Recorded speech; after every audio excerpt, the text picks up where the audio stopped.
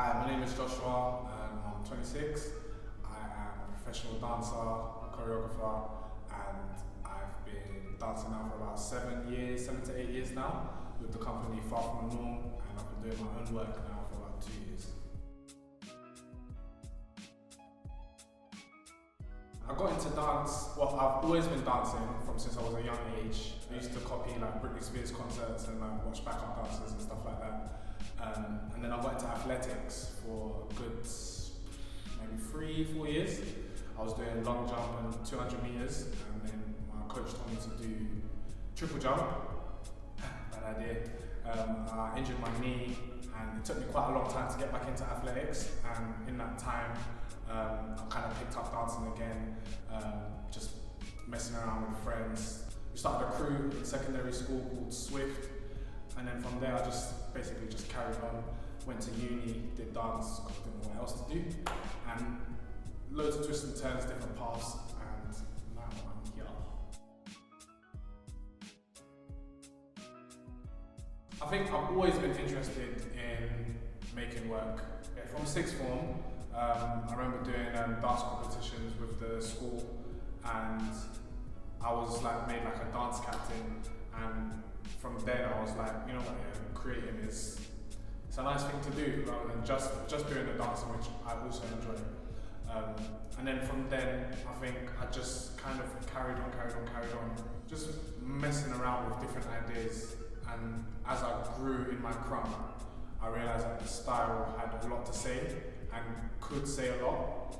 I think that's one of my main reasons why I want to create work, because I just want to be able to explore the extremities of Crump and put it on stage so people can see. Because I think as well, Crump it's still a fairly new style. It does have its footing now, but people are more likely to tell you about pop and lock rather than Crump. So I want to make work to put it out there, so people can see what the style is and the culture of it, so there's not a misunderstanding. Because as well, when you take it on face value, it is very in your face and could be off-putting to some people. So I think that's another main reason, just to spark conversation and allow people to get an understanding of the style.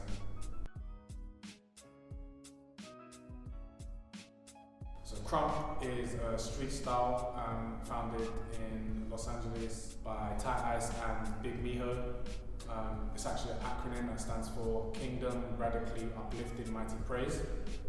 And the style was kind of like a getaway from all of the violence and the traumas that people were going through within that community.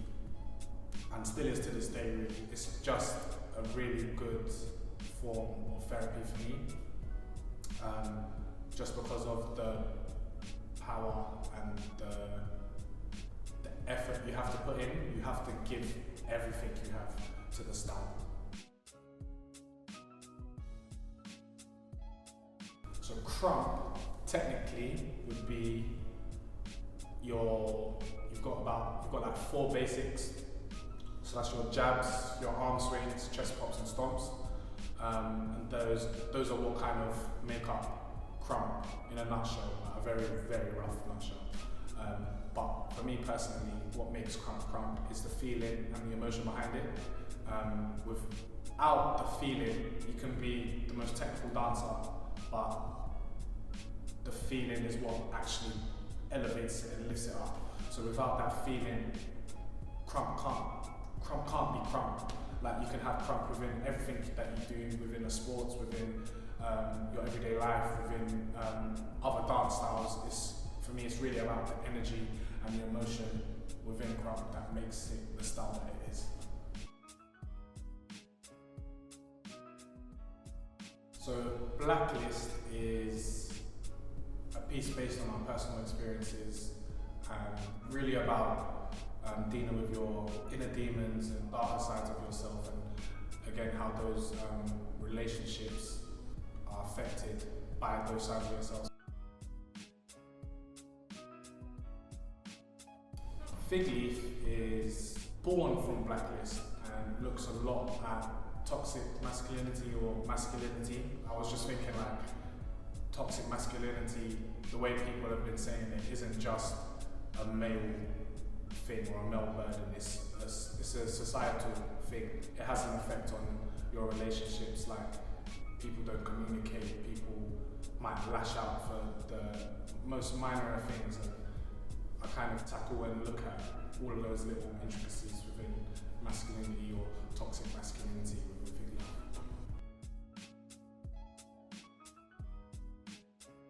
I think diversity in dance is important because every person has a different experience in life, and hearing people's stories is what helps us stay connected and bridges any gap of ignorance and naivety, and just getting to know different people of a different culture, a different race, a different upbringing is good for humanity as a whole and good for the individual as a whole. Really just to learn and understand another person. I think that's really key in dance. And dance as well has so many different layers within cultures as well. There's so many different folk dances that I don't even know about, and I would love to see. So I think bringing all of those different cultures within dance is just key. I think what I'm most looking forward to is just the experience really. So this will be my first tour of my own work. I've performed a few places, but doing a tour is a completely different thing. So I'm really looking forward to that. And I also know that a lot of these rural venues and villages would have never seen or heard of Crump ever. So I'm just really looking forward to getting the audience's first impressions of the style, just really having a conversation with people and having a discussion, and just understanding what they took away from it, and also just really challenging them with something completely alien. I feel like probably most of the stuff that they would have seen over the years. So yeah, bringing something completely new to them will just be fun, really, just to get people's reactions. Whether that's like, ooh, I don't like it, like any reaction is a good reaction. So yeah, I'm just really looking forward to seeing what people think about it.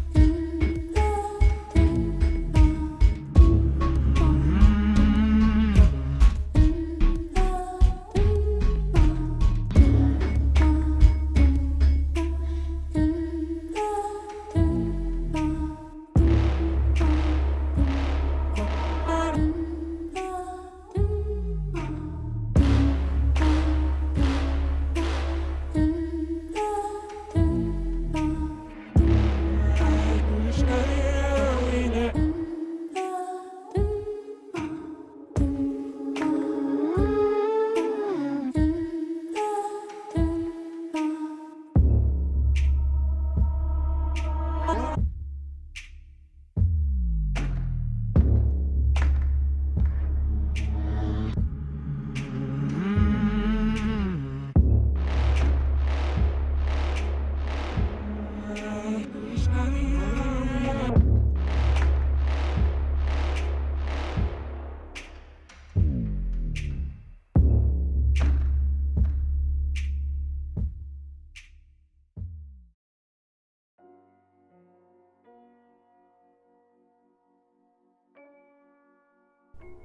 what's going on, guys? It's Josh.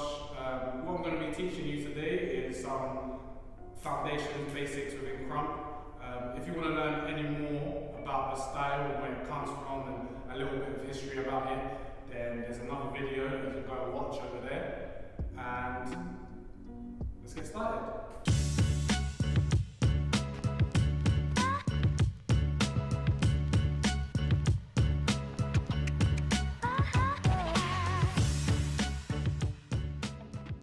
So I'm going to teach you two different techniques with the arms. One is a jab and one is an arm swing.